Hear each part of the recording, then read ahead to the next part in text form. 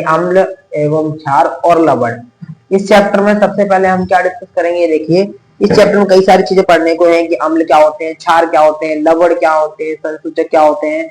इसमें बहुत सारी चीजें जो हम पढ़ेंगे। तो सबसे पहले हमने लिखा है संसूचक क्या होते हैं। पहले ये देखिए आप संसूचक होता क्या है। देखिए वे पदार्थ जो अपने रंग परिवर्तन कर दूसरे पदार्थों के साथ अम्लीय क्षारीय व्यवहार करते हैं उन्हें सूचक कहते हैं। क्या कहते हैं? यानी कोई ऐसे पदार्थ जो अपने रंग में परिवर्तन करने के बाद अम्लीय क्षार के साथ व्यवहार करते हैं उनको कहते हैं संसूचक। क्या कहते हैं? सूचक। अब देखिए सूचक वैसे तो कई प्रकार के होते हैं, लेकिन हमने यहाँ पर कुछ लिखे हुए हैं, जिसमें से एक है प्राकृतिक संसूचक, दूसरा है संश्लेषित संसूचक, तीसरा है गंधी संसूचक, चौथा है सार्वत्रिक संसूचक। अब देखिए प्राकृतिक संसूचक है जो, इसमें हम लिटमस और हल्दी के बारे में पढ़ेंगे।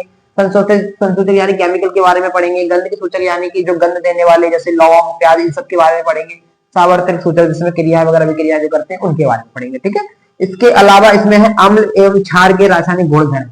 अम्ल और क्षार के रासायनिक गुणधर्म क्या होते हैं ये देखिए। तो अम्ल धातु से अभिक्रिया कर लवण और हाइड्रोजन गैस का प्रदान करता है। क्या करता है? जब अम्ल धातु के साथ क्रिया करता है तो लवण और हाइड्रोजन गैस प्रदान करता है। जैसे कि 2HCl + 2Na यानी 2 हाइड्रोक्लोरिक प्लस 2 सोडियम, उसके बाद ये क्या बनाएगा 2NaCl यानी 2 नमक प्लस हाइड्रोजन बाहर निकालेगा। ठीक है। जैसे इसमें दिया है उदासीनीकरण अभिक्रिया। उदासीनीकरण अभिक्रिया क्या होती है? देखिए अम्ल और क्षार की आपस में जब अभिक्रिया होती है, क्या होती है? अम्ल और क्षार की जब आपस में अभिक्रिया होगी तो लवण और जल का निर्माण करता है। इसे कहते हैं उदासीनीकरण अभिक्रिया। ठीक है। आगे तो यहां तक आपने समझा कि ये क्या करता है, अम्ल और क्षार के साथ आपसी अभिक्रिया करने के बाद लवण और क्या बनाता है, जल बनाता है। इसी को हम उदासीनीकरण अभिक्रिया कहते हैं। इसमें देखिए हमने जो पढ़ा था ऊपर प्राकृतिक संसूचक जो है हल्दी और लिटमस। अब देखिए लिटमस क्या होता है, देखिए मैं आपको बताता हूँ, सुनिए।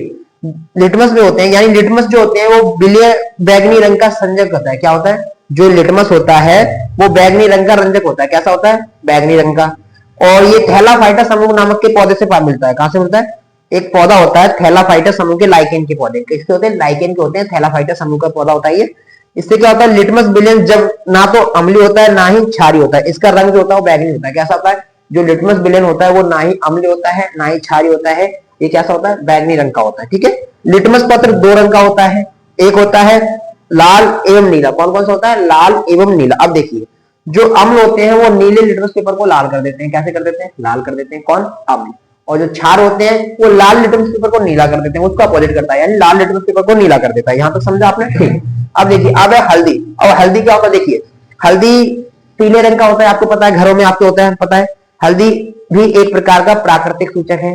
इसका रंग जो होता है वो पीला होता है। कई बार आपने देखा होगा कि हमारे कपड़े पर जो होता है हल्दी लग जाती है तो उसे हम क्या करते हैं, क्षारक से धोते हैं तो वो क्या होता है? लाल हो जाता है। देखा है आपने? हाँ, तो ये होता है हल्दी के बारे में। इतना समझ आया आपको? ठीक है। आगे देखिए, आगे बात करते हैं जो अपना ये है संश्लेषित सूचक। ये क्या होता है? देखिए ये वे सूचक होते हैं जो प्राकृतिक नहीं होते, रासायनिक पदार्थों द्वारा बनाए गए होते हैं। ये कैसे होते हैं? जो ये संश्लेषित संसूचक होते हैं ये प्राकृतिक नहीं होते, रासायनिक पदार्थों द्वारा बनाए जाते हैं। जैसे मेथाइल ऑरेंज, फेनाफिलिन, इनका प्रयोग करके अम्ल और क्षार को पहचाना जाता है। समझ में आया? ठीक है। आगे देखिए, आगे जो है वो अपना गंधी सूचक। गंधी सूचक क्या होता है? सुनिए, कुछ ऐसे पदार्थ होते हैं जिनकी गंध अम्लीय या क्षारीय माध्यम में बदल जाती है। यानी इसमें जो होते हैं गंधी सूचक में कुछ ऐसे पदार्थ होते हैं जिनकी जो गंध होती है या तो वो अम्ल में बदल जाती है या फिर क्षार के माध्यम में बदल जाती है। ठीक है।